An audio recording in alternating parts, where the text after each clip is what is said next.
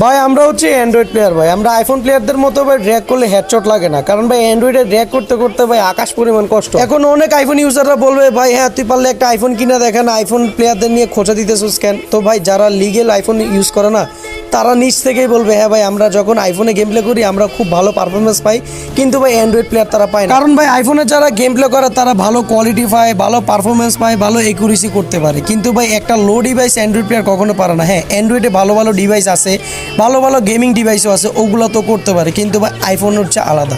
IPhone আপনি যখন খেলবেন না কখনো আপনি রিকোয়েল প্রবলেমটা ফিল করবেন না, করবেন মাঝে সময়, কিন্তু ভাই অ্যান্ড্রয়েডে মাঝে সময় আপনার এমন ল্যাগ দিবে আপনি মানে না চাইতেও আপনি মোবাইলটারে একবারে ফেলে দিবেন, না হলে একটা আসার দিবেন।